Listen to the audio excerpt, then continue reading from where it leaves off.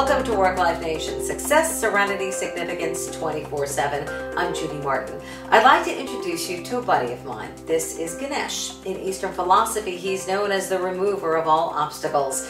And he sits here in my office as a reminder of the #1 challenge that comes my way on a daily basis. I'm sure a lot of you can relate. It's information overload. But when the information just goes over the top, sometimes I just have to slow down a little bit.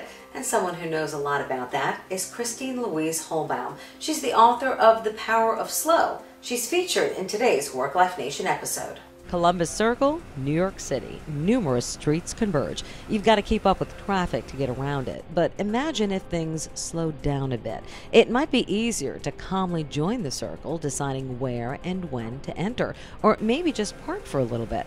That circle serves as a metaphor for the flood of stimulation in our busy existence, from the internet to family to our working lives.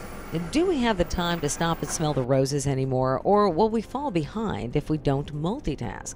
Christine Louise Hohlbaum is the author of The Power of Slow. I was compelled to write this book because I noticed that the world seems to be getting faster and faster and faster. It seems as though multitasking has gotten out of control. It used to be in the 80s that multitasking was something that was considered very, very good.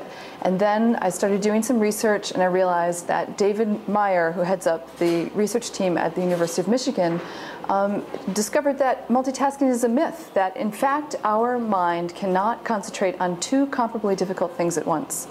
And so I realized, why was it that people were trying to do two things at once, or more than two things at once?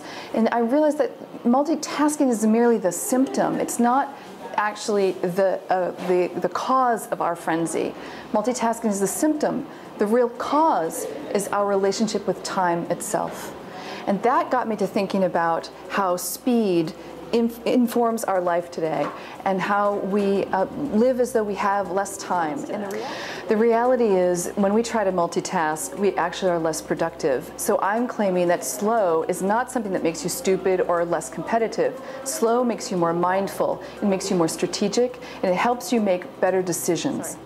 One of my favorites is the flip-flop method. I love the flip-flop method, and I discovered this when I was in Italy, which is where the slow movement began. I was walking around the pool and I noticed when I walked with my flip-flops, I actually heard my pace of life. I heard how I walked. And the slower I walked, the slower the flip and the flop. So I decided to start this method called the flip-flop method to show people how fast they actually walk. And it's sort of a little test. It's like a fun little game to play. Other things are letting your phone calls go to voicemail and not picking up every single phone call or answering every single instant message that you receive.